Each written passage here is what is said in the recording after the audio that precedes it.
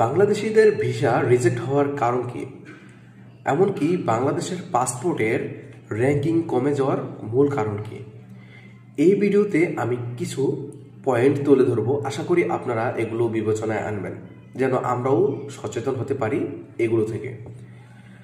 দেখেন, ইউরোপ বলেন বা বিভিন্ন দেশে বলেন, যারা যাচ্ছে, যাওয়ার পরে কিন্তু তারা ওই দেশ থেকে পালিয়ে অন্য কোনো দেশে চলে যাচ্ছে বা পালানোর চেষ্টা করছে, যার কারণে তারা বুঝতে পারছে যে তারা ভিসা নীতি ভঙ্গ করছে।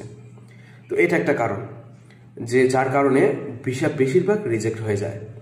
আরেকটা কারণ হচ্ছে রাজনৈতিক ইস্যু।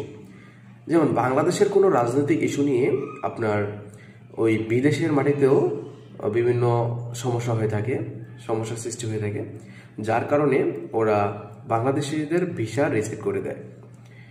আরও কিছু কারণ রয়েছে যার কারণে আপনার ভিসা রিজেক্ট হয়ে যায়। বর্তমানে আপনি শুনলে অবাক হবেন, ট্যুরিস্ট ভিসাগুলো আপনার সম্পন্ন হতে দেরি হয়। যেখানে একদিনে কিছু দেশের ভিসা হতো, সেখানে 2 থেকে 3 দিন 5 দিনও লেগে যায়। তো আশা করি আপনারা বুঝতে পেরেছেন যে ভিসা রিজেক্টের মূল কারণের মধ্যে হচ্ছে এক দেশ থেকে অন্য দেশে চলে যাওয়া।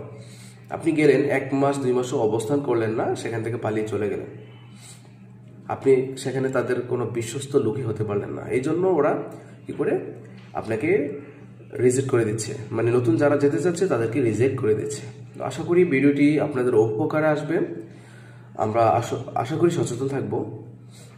তো ভিডিওটিকে লাইক করবেন, আপনার মতামত কমেন্টে জানাবেন, আর সাবস্ক্রাইব করতে ভুলবেন না। আল্লাহ হাফেজ।